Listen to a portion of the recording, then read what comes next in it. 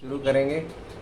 Monday हमारा जो programme होता है कूलिंग से किया हमने, उसके बाद आई एक्सरसाइजेस की, उसके बाद हमने फेशियल एक्सरसाइजेस की, और उसके बाद जो है फेशियल एक्सरसाइजेस के बाद कल हमने हार्ट एक्सरसाइजेस की थी।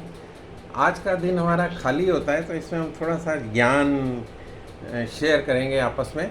तो ड्रमर CLN की बात करेंगे तो डी से स्टार्ट करते हैं। D is digestive system, R respiratory system, DRU urinary system, M से muscular system, and E endocrine system, R दूसरा R reproductive system, and drummers S skeleton system, then C is what circulatory system, L lymphatic system, और N जो है neuro system. तो ये 10 system हमारी body के अंदर, ये हमें जानना ज़रूरी है। और अगर हम बात करें, पिछली बार हमने थोड़ा सा डिटेल में किया था डाइजेस्टिव सिस्टम को, तो आज हम मस्कुलर सिस्टम की बात कर लेते हैं, क्योंकि मसल्स का बड़ा इम्पॉर्टेंट रोल रहता है।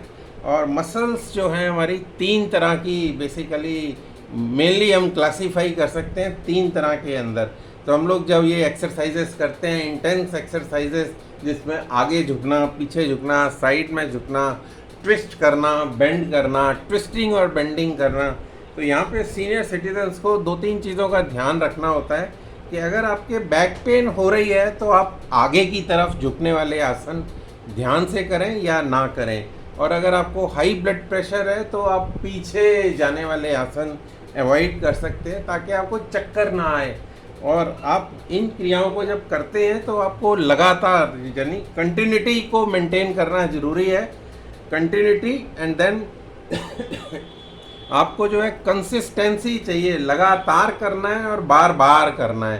तो ये चीज़ों का ध्यान रखेंगे तो आपके अंदर, बॉडी के अंदर लचक आएगी। लचक आएगी तो आपकी जो मसल्स हैं वो स्ट्रांग होंगी, मसल्स डेवलप होंगी, स्ट्रांग होंगी। जो डेड मसल्स हैं वो एक्टिव हो जाएंगी। और जो 3 तरह की मसल्स की बात कर रहे हैं, तो एक जो है वॉलेंट्री मसल्स, जैसे हमने ये एक्सरसाइजेस की तो हाथ को ऊपर ले गए तो ये वॉलेंट्री मसल्स की वजह से हो पाता है, साइड में गए तो ये भी वॉलेंट्री मसल्स की तरह की वजह से हो पाता है। अगर हम करेंगे फिजिकल बॉडी मूवमेंट्स, लिम्स का मूवमेंट, और ये जो क्रियाएं करते हैं, सूर्य नमस्कार करते हैं, तो ये वॉलेंट्री मसल्स हैं जो जिम्मेवार हैं इस क्रिया को सुचारू रूप से कर पाने के लिए। Now second type of muscles are the involuntary muscles. Involuntary muscles में जो हमारी मसल्स पे हमारा कंट्रोल नहीं है, हम कुछ नहीं कर सकते। जैसे किडनी का मसल्स हैं, तो अगर आप आगे पीछे होंगे तो अपने आप उस पर जो कुछ होगा अपने आप होगा, आप उस पर ज़्यादा कंट्रोल नहीं कर सकते।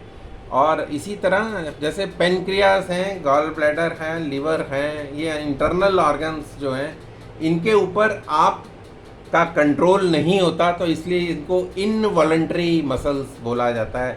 सो there are 2 types, involuntary and involuntary muscles.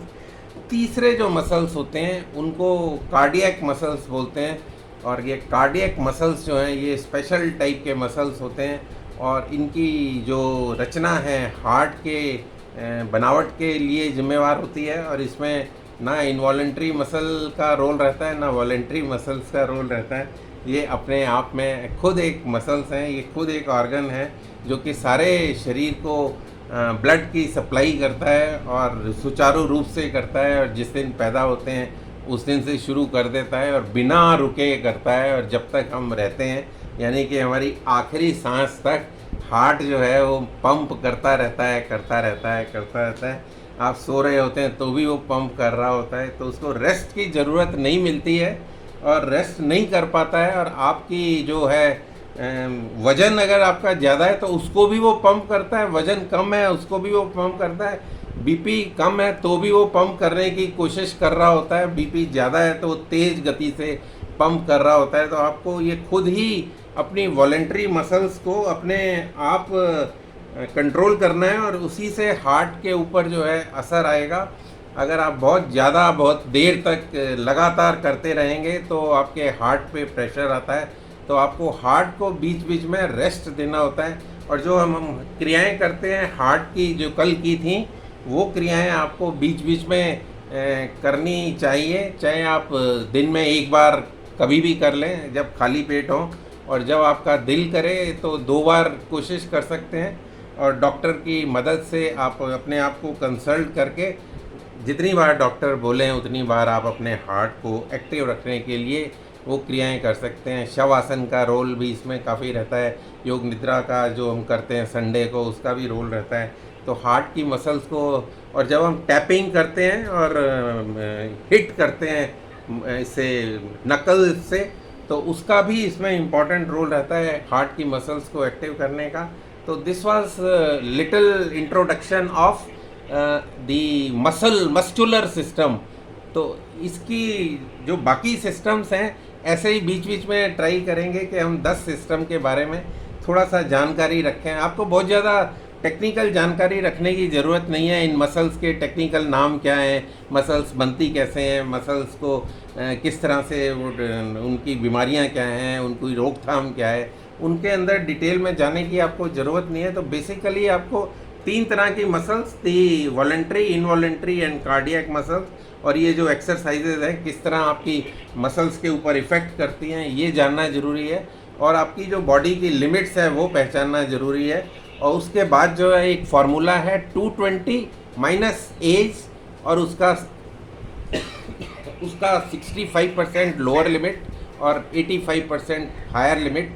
अगर आप उसका ध्यान रखेंगे तो आपका शरीर जो है ज़्यादा समय तक स्वस्थ रहेगा। नहीं तो कई बार क्या होता है, आप ओवर स्ट्रेच कर जाते हैं तो भी नुकसान करता है, अंडर स्ट्रेच करते हैं तो उसका कोई फ़ायदा नहीं होता है। तो आप इस कश्मकश में रहते हैं कि मैं तो रोज़ करता हूँ या करती हूँ, लेकिन मेरे को तो कुछ फ़ायदा होता ही नहीं है। तो ये चीज़ें अगर आप ध्यान में रखेंगे, इन सिस्टम्स को जानकारी रखेंगे और इन नियमों का पालन करेंगे, और उसके बाद अगर ये अपना अभ्यास जारी रखेंगे तो आपको इसका डेफिनेटली फ़ायदा मिलने वाला है। तो आज के लिए थोड़ा सा ज्ञान और recapitulation of the old things. So that's all from my side.